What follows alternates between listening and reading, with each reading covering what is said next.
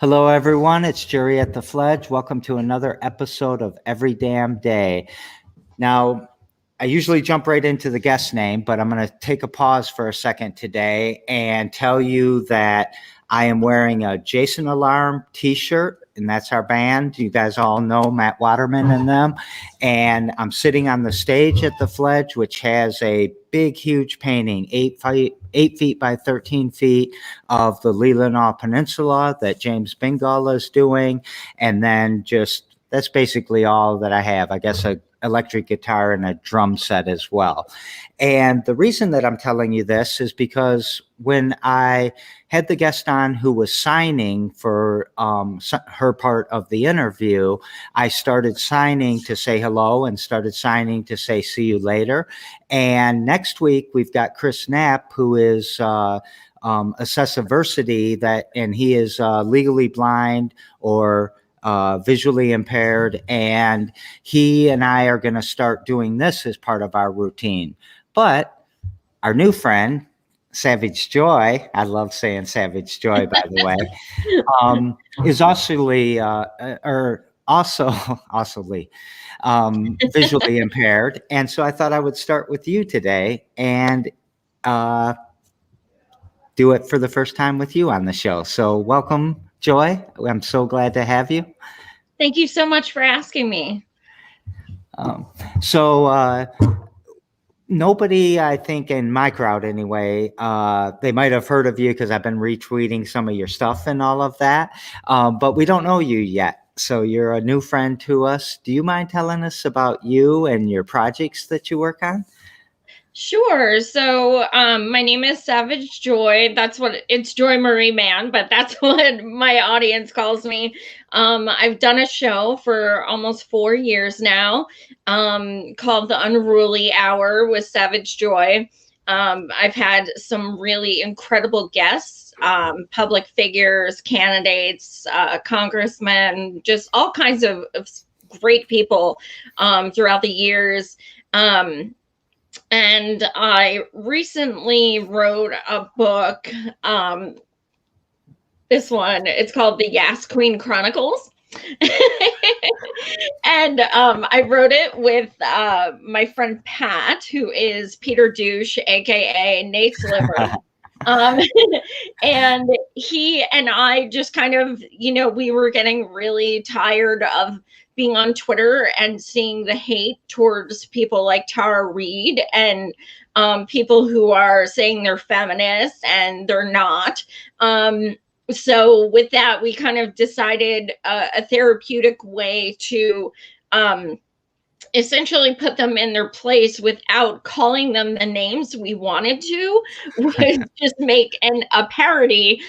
So we have people like, Nancy Pegosi, Alyssa Shalano, Nira Tantrum, people like that we pretty much rip a new asshole. And it felt so good. And he and I had the privilege of being interviewed with Nina Turner. She had us on her podcast, so we got into it a lot more there. And she loves the book. And so that was very exciting for us.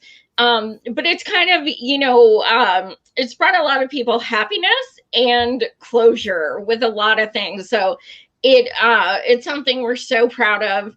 I actually decided that I'm going to be writing a second book. And I, like the last book Pat and I worked on, I do my portions of it by dictation app because I am, visually impaired. So this will be the same thing. However, this time, what I decided to do was I shared my story on Force the Vote Town Hall, and we had over 140,000 views. And with that, I had so many people reaching out to me to tell me their stories. So I decided, there's no reason why my story should be told and other people's shouldn't.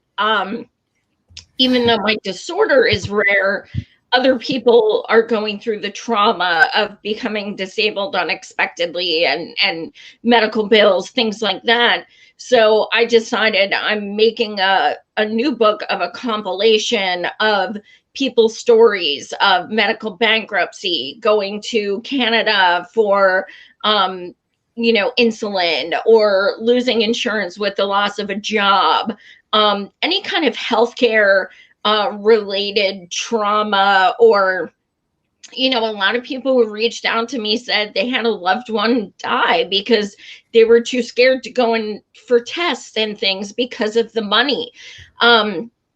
Anything like that. I want to highlight those stories and make that compilation into a book, and with the hope that we hear a lot of statistics and a lot of percentages, things like that, and while that has its value, I think hearing the personal stories about why we so desperately need Medicare for all is what's going to truly change people's minds, and at the very least make them hopefully feel like they are not alone, they are not the only people going through this, and hopefully can take some solace in that. I know I have. So I just decided it's necessary. No one has ever done anything like it, and it's if you're watching and you want to share your story, I just ask that you share it exactly how it'll be printed, copy and pasted, and you can send it to healthcareviolence@mail.com. And I'll read over it. I'm not using last names, and I can use first and last initial if you'd like. I do want to say nobody's being compensated. I am not exactly, of money, but so it is just mainly I want to send it to reps. I want to send it to anyone who feels despair because they are going through this. And I want it as documentation of these people are going through this. This is tangible, stories about people's pain and suffering that the government is subjecting to violence because of, their corporations and becoming first. So anyone who wants to reach out, I've had some great stories sent to me. It could be any kind of health disorder or anything, or it could have been something like a one-off.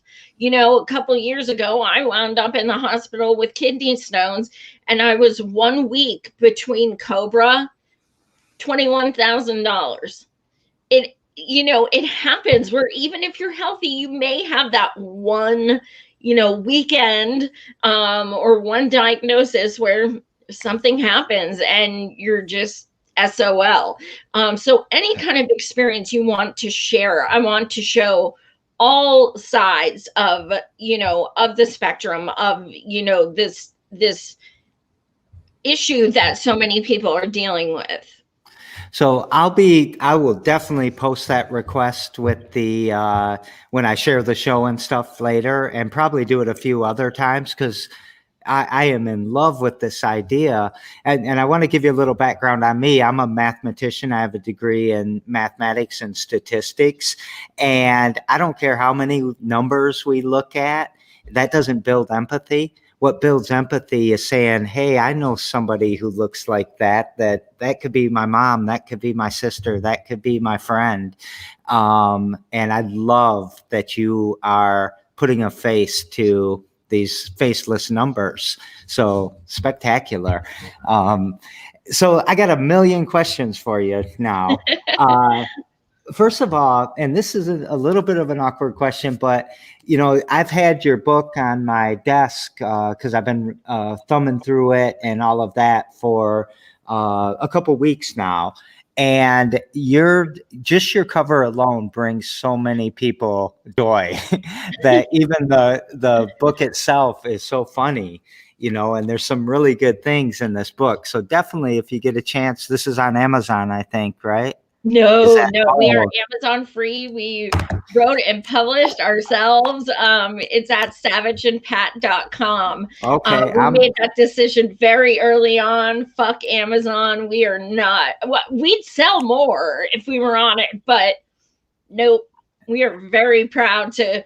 They come right out of our houses. Yeah, my crowd just fell in love with you because we hate with a passion all of the Amazon. I don't know why I thought that, and I'm embarrassed It's that I even said it typical. I now. mean, most books are, It, so, but no. you've got the warmest spot in my heart right now because of what you just said. But, so very good. But so can you see the cover?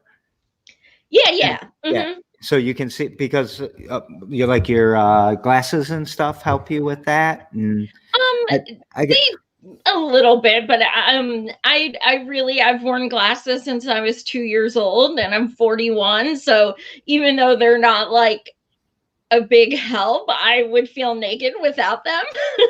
So they're staying on permanently, regardless if they work.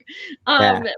Um, but the cover was done by an incredible artist, Danny Hellman. He was suggested to me by an artist friend, and he made that for us when we had just come up for the concept of the book. So we didn't even give him, read this, get inspired. We were just like, think of a shit lib, go with it. And he just freaking nailed it so hardcore. He is brilliant. So yeah, a lot of people think it's a graphic novel because of the cover. It is not.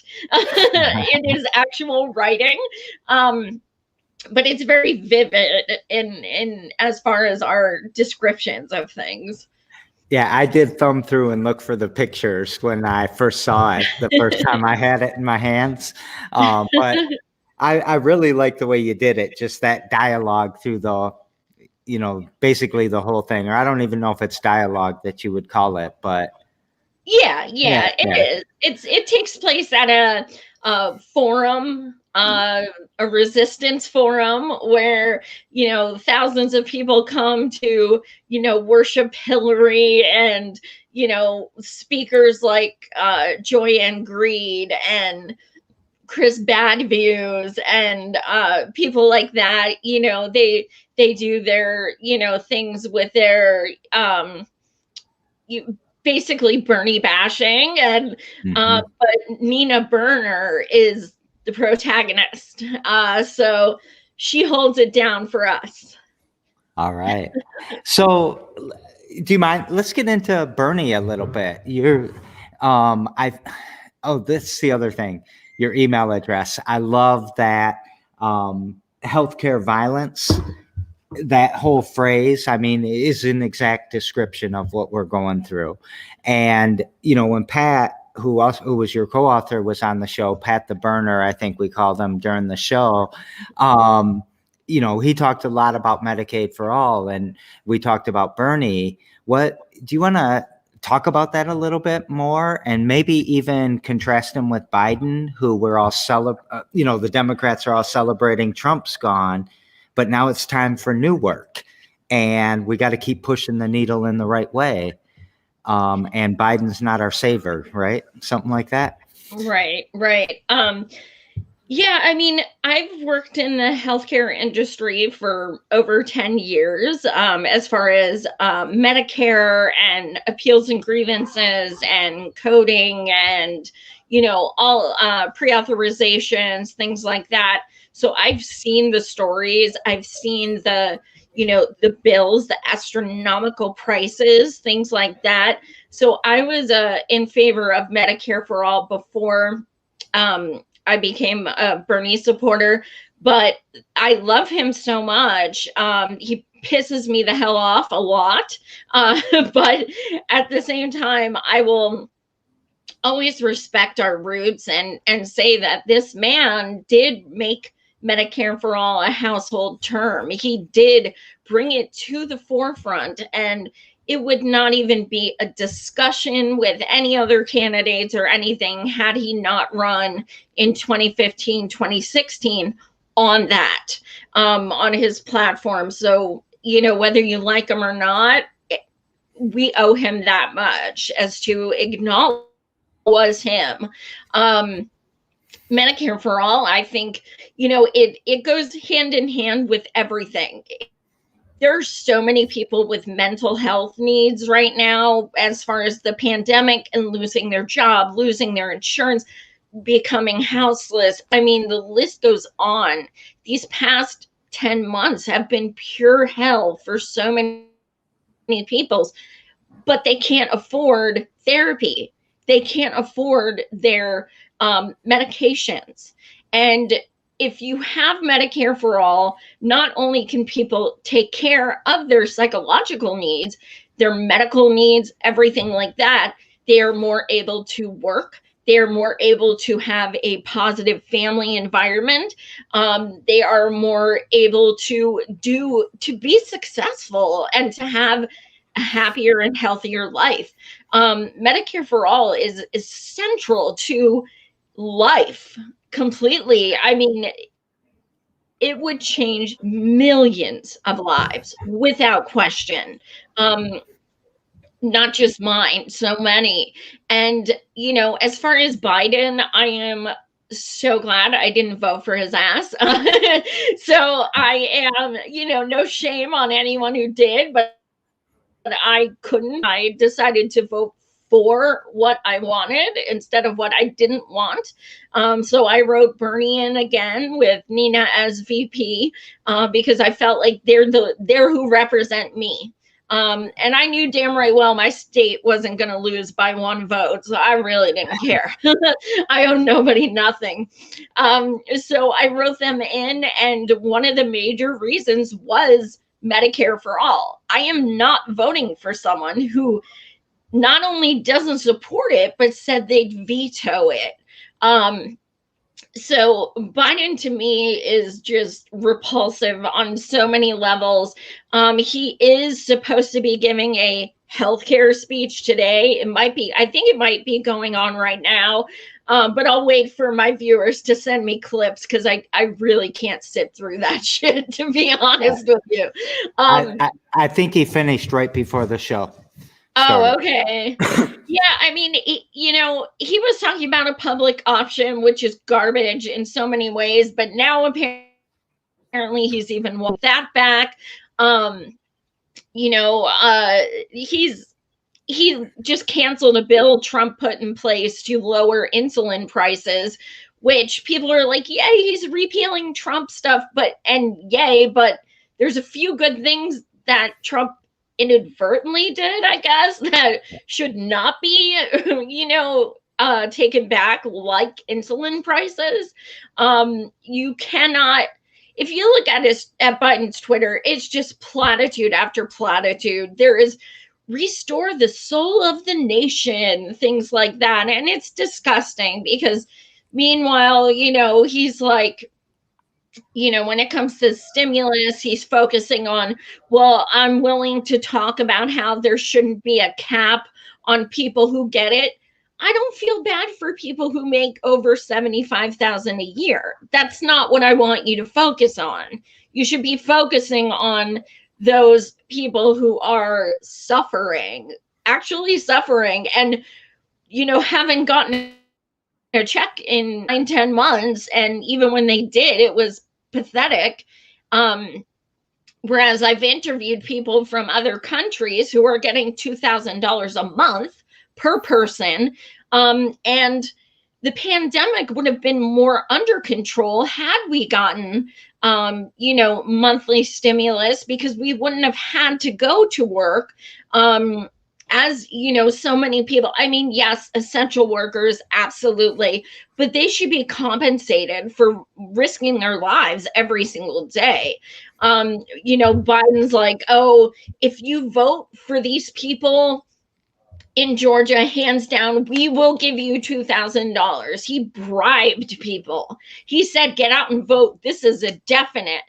And of course, It was not. I pity anyone who fell for that. I think anyone who did fall for his guarantee was just desperate. So I understand. But of course, nothing is guaranteed. And, now he's saying, okay, maybe 1,400, but it won't be till March. 2 months to some people literally is a matter of life or death. It literally is food on the table, having a roof over your head. So the dismissiveness of, yeah, maybe we could do 1,400, but it'll be 2 months. I still haven't, my social doesn't pull up anything for the 600, nor my husband's. We haven't even seen if we're getting it. We got the first one. We make like no money. You know what I mean? I don't see why we wouldn't, but that when you say 2,000, it should be 2,000. Yeah. That $600 means a lot to people who haven't been able to pay rent for 9 months. So yeah, I mean, I'm not surprised. He didn't dupe anyone. He didn't say he was going to do anything. He just said, I'm not Trump. So nobody can really say they were duped. Nobody can say, well, I thought he was going to be a great president. If you think that, you're pretty privileged, because no. He has a 40-year history of being absolute garbage. So as far as him, and Medicare for all, things like that, I have no hope whatsoever. I am more focused on people in Congress, Progressive Caucus, people like that who literally campaigned on Medicare for all, which was part of the purpose of Force the Vote. They need to be held accountable. They need to look. You said you were an activist. We got you elected. You said, and as someone who's actually interviewed AOC and had Ro Khanna on my show 4 times and things like this, they have told me personally, as someone who's met Rashida Tlaib and had her cry with me about my story and embrace me, this is very personal to a lot of people. It's not just political. So you have, the responsibility. If you tell people, I'm going to fight tooth and nail for this, you better damn well do it. But as far as Biden, he never said he was going to fight for it. He just said, legit, I'm going to veto it. So we need to, for once, take his word on something and, focus our push for Medicare for all elsewhere. Do you think we should focus it all on him so he doesn't veto it? Or do you think that Congress is going to be able to do something without him? Well, the thing is, as far as executive orders, he could have already implemented it. And we're in the middle of a pandemic. So if there's ever a time he would do it, it would be now. And he shows no interest. And at this point, not to be defeatist or something, I just don't see putting all our energy into someone who, he was saying, he made a statement that people who support Medicare for all make his son who passed away in vain. It made no sense whatsoever. And his son had like $100,000 in medical debt, and he still doesn't care. So I see no point in jumping on Biden for it. Yeah, respond to tweets and stuff. We're going to do that. But as far as trying to push him, when the election happened, we had the most leverage we will ever have with Biden. You want our votes? You support Medicare for all. And he didn't. And we have no leverage now. I mean, he's already elected. What are we going to do? Hold over him to get him to change his mind? We have nothing. So I just feel it's more important to get people who truly will fight for Medicare for all elected and hold those accountable who say they are for it. I love that advice. I think it's a great strategy. You started hinting at UBI, Universal Basic Income. What country did you interview? Do you mind if I ask? Where were they from? Who's doing the UBI? I interviewed Bernie Sanders' brother, the legit Bernie bro, and he's in UK. He's the healthcare advisor for the Green Party. So he's an elected official. And I talked to him about, why can't we get our shit together here? Like, you see what people, have there. So UK, another gentleman from Europe and someone from Canada. So, they're all, their pandemic numbers where these people live are so much lower because so many people don't have to leave the house to essentially survive. So it was both educational and depressing to interview them. And when you interview people from other countries, they absolutely cannot understand why our country is like this. They can't fathom it. Yeah, I used to spend a ton of time in Dubai and in Amsterdam and in Kuala Lumpur, and in all of the, dealing with the Brits or always being around Brits, they could never fathom like why we don't take care of each other first. Why do we? Well, they know we want to kill black and brown people for their oil is what we really want to do. Absolutely. So is that how you respond to people that say, how are we going to pay for this? Because we can pay a few trillion a year for war. I do typically talk about MMT. Like Stephanie Kelton's book is just so brilliant. We have the means, just like every other country does. It's just a matter of being willing to implement it. When you want a war, when you want tax cuts, that money is there. There is, no question. It just miraculously appears. But people need to, I think something that, Americans need to learn about all topics, whether it's getting stimulus or Medicare for all or whatever. I mean, we need to look at other countries and look at the way they are like hundreds of thousands in the streets. They demand, they don't ask, they demand to be treated humanely. And we need to look at that. We need, as people, to say, holy shit, why aren't we in the streets? Granted, pandemic, I get that. But just watching the other countries, even last weekend, it's both inspiring and yet frustrating because we can't seem to mobilize people to get to that point. A lot of people use the hashtag general strike. That's great. When is it going to happen? Can we have a date? Can we, have a list of tangibles that we're actually demanding? It's not enough to just, feed in the street. We need actual demands.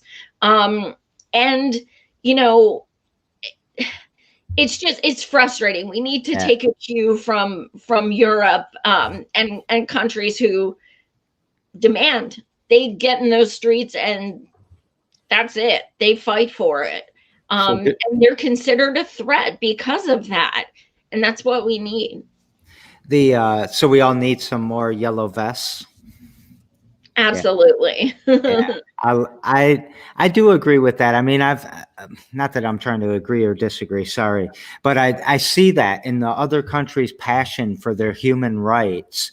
And I always wonder what gets in the way with Americans, like why we don't do that. And sometimes I blame it on the false American dream about how we can all pull ourselves up with the bootstraps, and it's the land of opportunity, but it's not. It's the land of oppression, and it's the land of a war on the poor. So I love everything you're saying, Joy. I think in fairness, people, a lot of people absolutely need those 40-hour-a-week jobs. They do. I mean, to survive. And I totally get that. But I think if we did it on a weekend, I think, people wouldn't have to miss work, and, some essential workers and such would, but, I think it would be so worth it. Yeah. I like the idea, and I wish that we would. I wish I did see more of that. I saw the go back to work or get back to it protesters in Lansing that eventually ended up storming our Capitol. They were out there basically striking, and yeah, we had a lot of protests in the city. We could have done a yellow vest one here and there too. Do you have you heard of the book Utopia for Realists? Yes. I just finished it a couple weeks ago, and it talks about the 15-hour work week, a UBI, open borders, all of that stuff. But it didn't talk a lot. Well, it talks some about the universal health care, but I believe, we need that first. Is that what you were saying in the beginning? Is that it's kind of the scaffolding that gets us to a more compassionate country? I absolutely believe that. I also had Peter Kalmus on my show last week. He's a climate scientist who's done work with NASA, and he's like so intimidatingly brilliant, but not pompous, thankfully. But he was saying that climate also affects health and refugees and things like that. So that also it would affect people. But I think Medicare for all is absolutely paramount, but climate is a close second. Do you support the Green New Deal? I do. And one of the reasons I do support it is because of the federal job guarantee. A lot of people have a totally, a misconception of what it is. And a lot of people fear monger with it, but it's not like you're tied to this job forever. It's not that you can't quit. It's not that the government will demand you do certain jobs.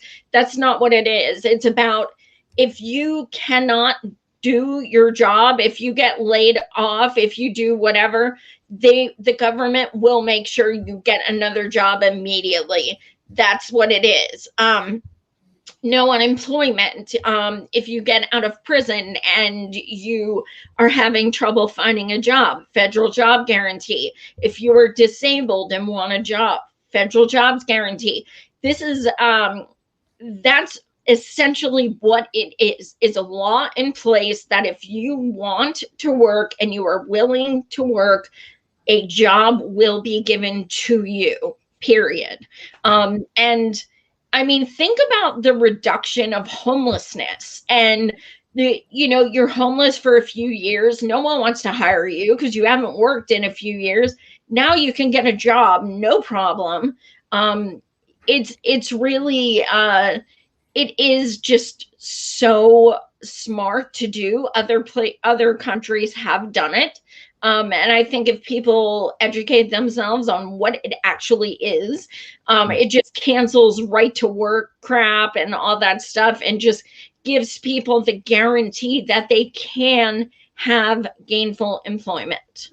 Well, we did it in this country, right? FDR did it with the New Deal.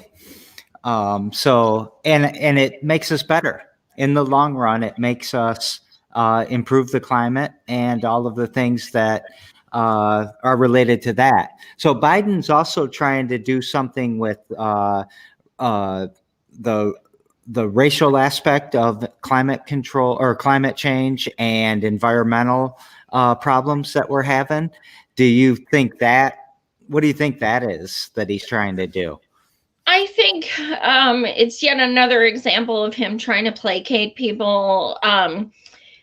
He has a good way of duping people and convincing people that I'm on your side, kind of thing. But to me, I know some people say, well, credit where's credit's due, but he can do whatever he wants for the environment. He still has people from Raytheon on his staff. So, I mean, that doesn't negate all the harm he's doing. Um, it's breadcrumbs in a lot of ways because it's one piece.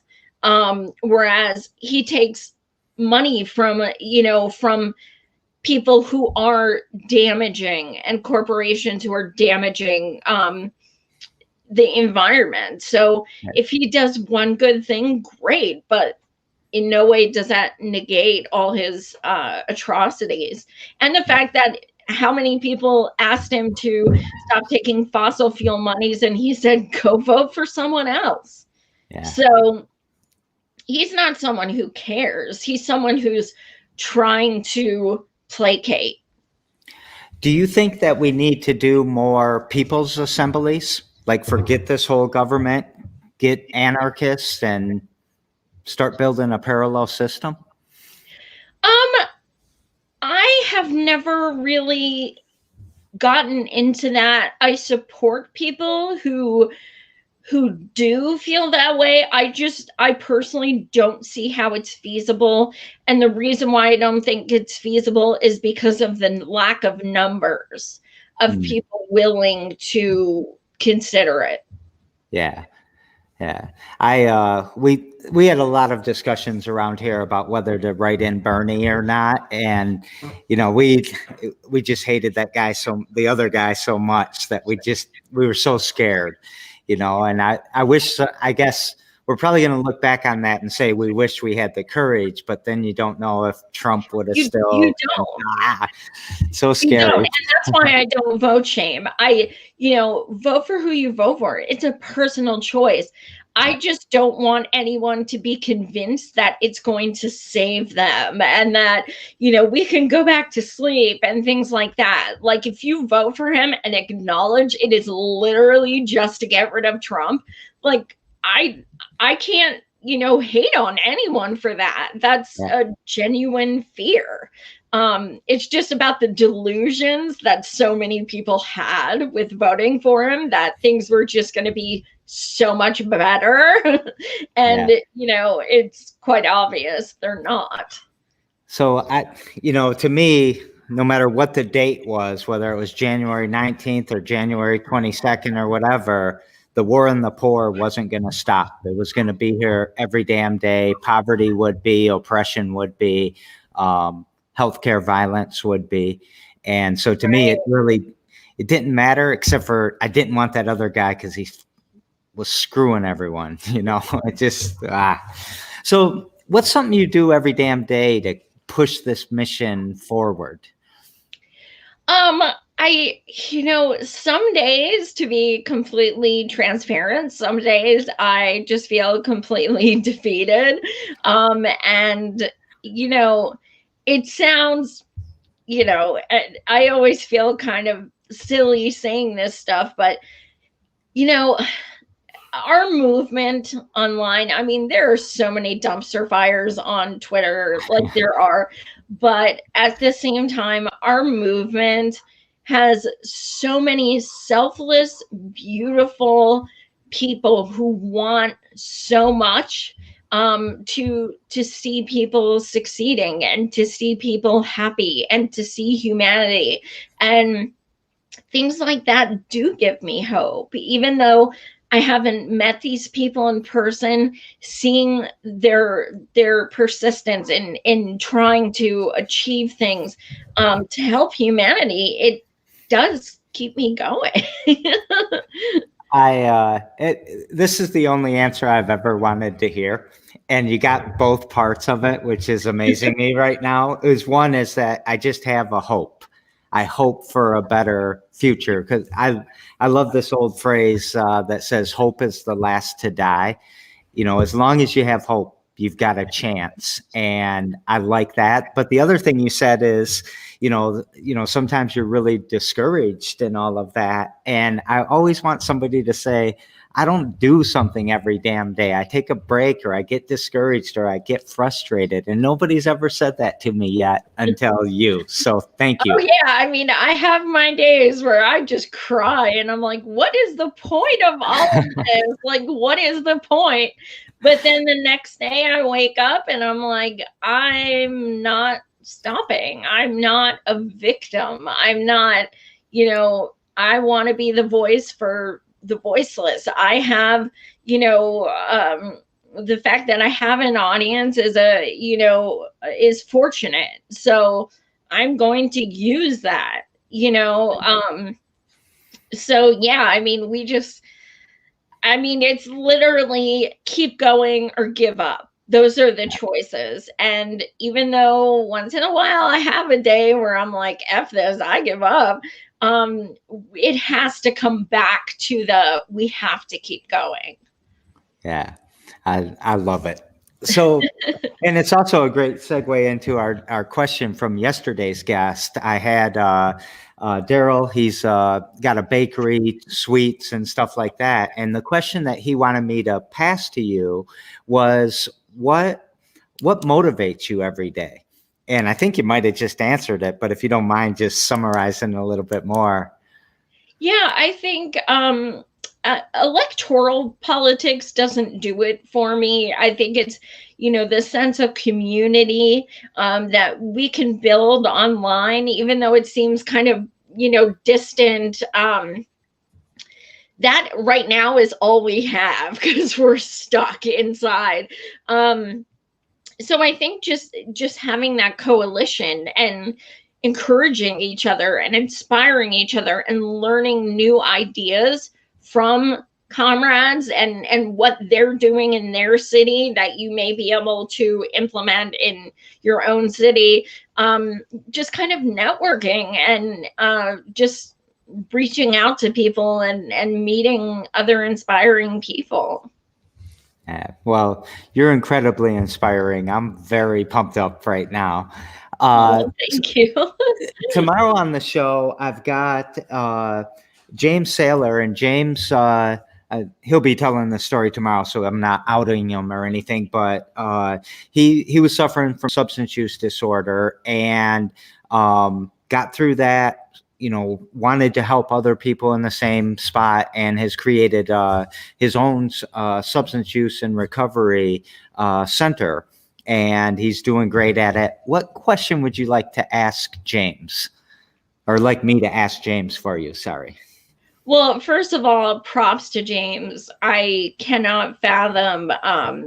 That's so brave. And I'm always amazed with people who, are able to get out of that lifestyle and not just that, but do something productive with that to help other people. So I guess my question would be, what was the deciding factor that inspired you to not just get clean, but to use that, experience to help other people? Yeah, I love that question. Yeah, substance use that's another part. They didn't even let it in the healthcare system, and it's another healthcare violence by just stigmatizing it as these are criminals and let's lock Absolutely. them up. So thank you for that question. That's a great question. And we had talked earlier, when we were kind of prepping, about how I was going to ask you that question, ask you a similar question, but not that particular one. As you've had adversity in your life, from your site or whatever, I'm sure a lot of other things. What keeps you going? What makes you, kind of turn it around, or made you decide not to? We use the words, you can be the victim or you can be an advocate. What made you be an advocate? It's so difficult, but I think, being on Force the Vote, town hall with people like Cornel West, and things like that, and hearing him say, that my story is inspiring and things like that. It was being on that show was, even though I applied for disability 15 months ago when I started going blind, it was the first time I said the word disabled as far as myself. And once I said that, I felt like it was solidified. That is it. I need to accept it. And I just kind of started telling myself, like, this is reality. It sucks. It absolutely sucks having the trauma of rearranging my entire life, with, suddenly not being able to really see. But at the same time, I could be a victim. There are days when I feel like I am, and I'm like, I must have done some horrible shit in a past life to deal with this. But overall, I'm like, there's people who reached out to me who said, I speak for them and things like that. And I've done that in the past where I've spoken out to people and said, oh my God, you inspire me so much. And like, I think about, what if they just said F it and gave up? Like, so I think, I feel like I have a duty in some sense to, represent other people who have become unexpectedly disabled, who are, looking for some kind of outlet or something like that. And that's, why I'm doing the new book. Yeah. You are inspiring. This is amazing to me. I love your answers. Let's go back to the new book again. Let's just one more shout out for the stories, and then we'll wrap it up. Yeah. So if you've ever, filed medical bankruptcy or gone to Canada for insulin or had, stacks of medical bills you can't pay, or lost a loved one due to lack of insurance, anything like that, and you have a healthcare story, a personal story, if you would like to share it for the compilation I'm putting in a new book, you can submit it to healthcare violence at mail.com. I just ask that you put it in the right exact writing you want me to copy and paste. Because I will, because of my lack of sight, I will be dictating my story, and then kind of just copying and pasting others. But yeah, any stories are welcome. I have some about mental illness. I have some about COVID. It's really inspiring to see, people willing to give that part of themselves to share with others. So definitely feel free to submit your story, and I will not use last names or anything like that. I just ask that you also include your state, hopefully your city and state, but at least your state. All right. And then the other thing is you've got your other book, the Yes Queen Chronicles. Yeah. And we can get that at savageimpact.com. Yes. Or if you got a cool neighbor like I do, shout out to Daryl. He let me borrow it so I could be prepared to talk to you. Is there anything you want to take us out with? You want to sing the Toadies or anything like that? You don't want to be subjected to that. Oh my God. I don't know, just like, if you want to reach out, absolutely. And it's a new dawn, it's a new day. We're allowed to have our shit days and to, stay in our pajamas and be sad. We're allowed to do that. But just make sure the next day we just keep fighting. I love it. So every damn day, keep fighting. Thank you so very much, Joy. Everyone, every damn day, every day at 2. Stay tuned tomorrow to hear from James, and I will see you later. Is that an okay phrase to use with visually impaired? Yeah. All right. Thank you so much, Joy. Thank See you, you. everybody. Take care.